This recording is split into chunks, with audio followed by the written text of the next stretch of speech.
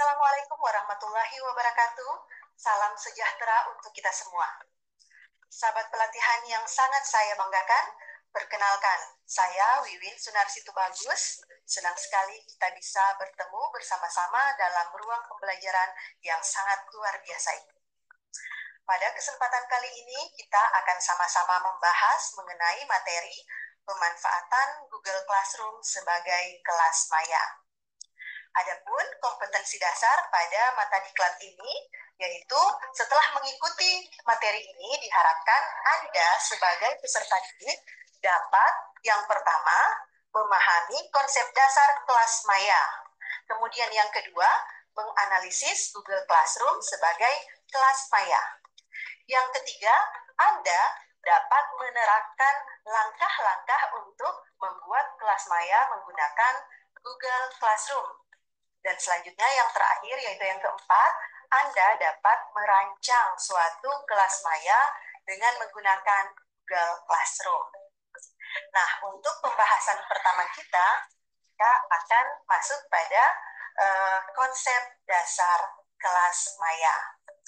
Nah, sobat pelatihan, Anda tentu pernah mendengar dengan kelas maya atau kelas virtual ataupun virtual classroom. Nah, kelas maya itu sendiri merupakan kelas yang berbasiskan pada web, jadi guru dan murid dapat berinteraksi dan berkomunikasi kapan saja dan di mana saja tanpa dibatasi oleh ruang dan waktu. Jadi karakteristik kelas maya itu sendiri tanpa tatap muka secara langsung. Kemudian Anda sebagai pengajar dapat mengunggah atau mengupload bahan ajar di dalam kelas tersebut dalam bentuk konten digital sehingga siswa dapat mendownload atau mengunduh bahan ajar tersebut juga dalam bentuk konten digital. Selanjutnya, ada beberapa manfaat dari kelas maya ini, yaitu yang pertama, mempersingkat waktu, jadi tanpa perlu harus pergi ke kelas lagi. Jadi belajar bisa dilakukan di mana saja, kapan saja. Baik itu siswa itu bisa belajar di rumah, di ruang kelas, di perpustakaan, maupun bisa di taman. Ya. Kemudian yang kedua adalah paperless atau menghemat kertas. Ya. Kemudian pembelajaran dapat disesuaikan dengan kebutuhan siswa. Kemudian selanjutnya, manfaatnya ada beberapa kelas maya yang dilengkapi dengan fitur anti plagiarisme sehingga dapat mendeteksi adanya plagiarisme sehingga potensi kecurangan yang akan dibuat siswa pada saat menjawab tugas dari guru itu bisa diminimalisir. Dan yang terakhir, fleksibel karena bisa diakses dari mana saja dan kapan saja. Kemudian ada beberapa fungsi dari kelas maya ini, yaitu dapat membimbing siswa untuk learning to know atau siswa dapat belajar untuk mencari tahu. Kemudian learning to do atau siswa bisa belajar untuk mengerjakan. Dan yang ketiga yaitu learning to be, itu siswa bisa belajar untuk menjadi sesuatu.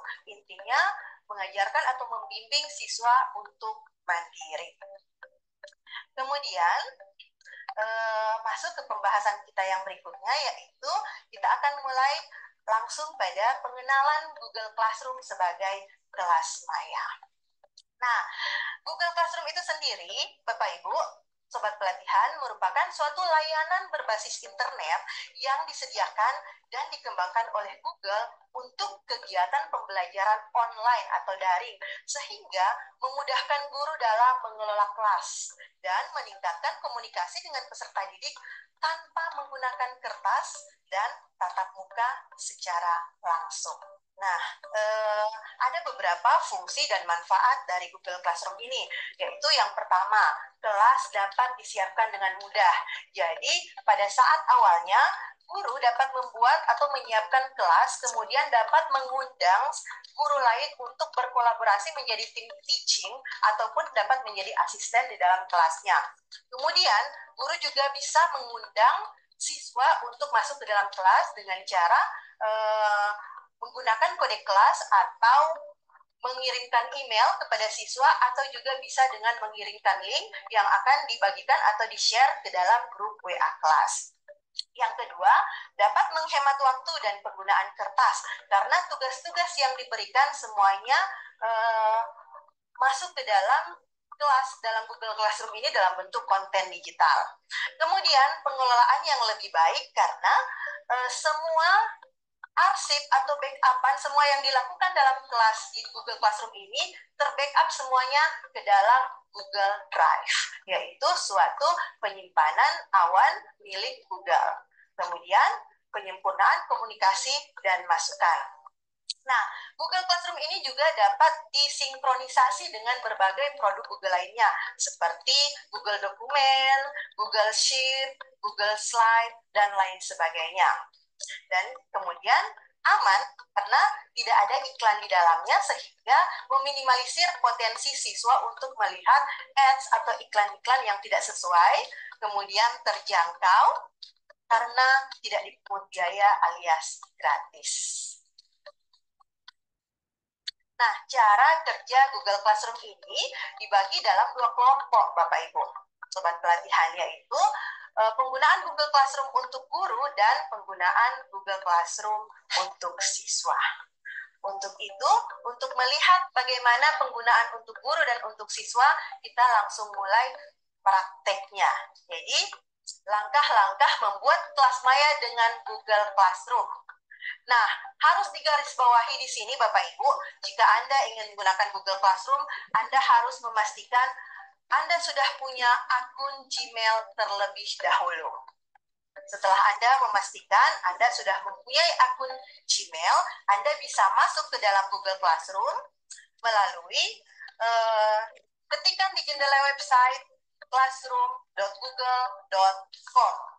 Ya, classroom.google.com, atau jika Anda menggunakan browser Google Chrome, Anda langsung bisa mengklik titik 9 yang berada di kanan atas dari jendela browser Anda. Kemudian di situ sudah ada semua produk-produk Google yang lain. Anda bisa mencari di titik 9 itu tanda dari Google Classroom.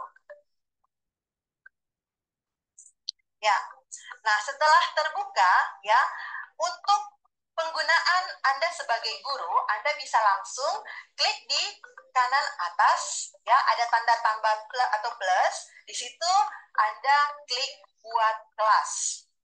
Kemudian setelah buat kelas, Anda pastikan Anda mencentang pop-up yang telah muncul, kemudian klik lanjutkan. Nah, di situ akan muncul beberapa isian yang harus Anda isi, yaitu di situ dituliskan nama kelas Anda. Jadi kalau Anda mengajar misalnya PAI, jadi tulis kelas PAI kelas 7 misalnya. Perlu digarisbawahi bahwa satu kelas itu hanya untuk satu kelas Google Classroom. Jadi kalau Anda mengajar kelas paralel, misalnya ada 71, 72, 73, nah itu hanya untuk satu kelas saja, Anda tulis kelas PAI 71. Kalau Anda ingin membuat untuk kelas 72, berarti Anda buat kelas yang baru. Satu hari itu maksimal Anda bisa membuat 30 kelas, hanya dalam satu hari. Kalau Anda ingin lebih dari 30, berarti Anda harus membuat di hari yang berbeda.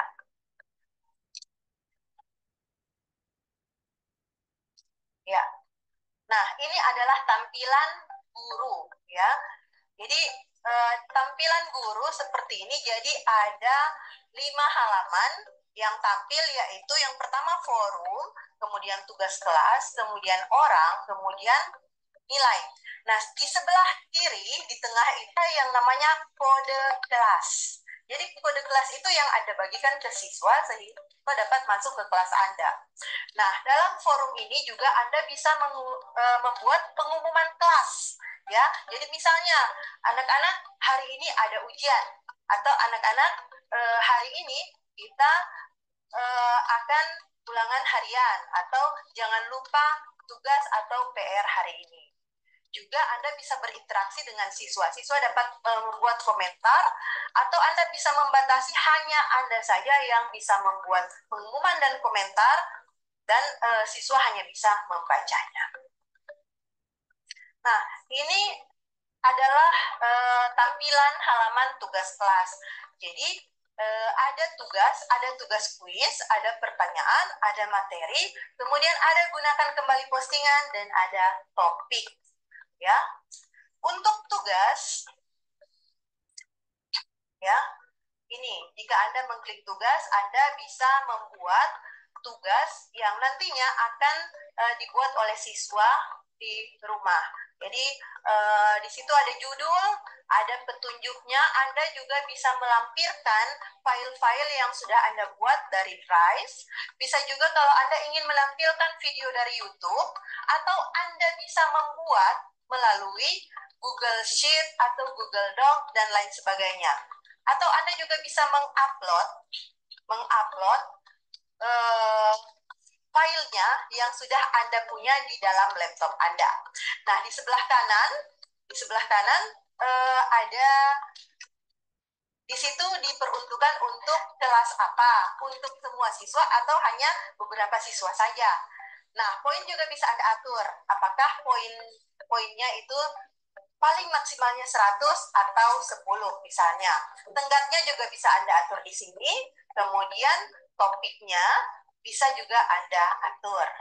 Nah, untuk kali ini cukup begini saja. Nanti akan kita sambung ke part yang selanjutnya. Oke, stay tune.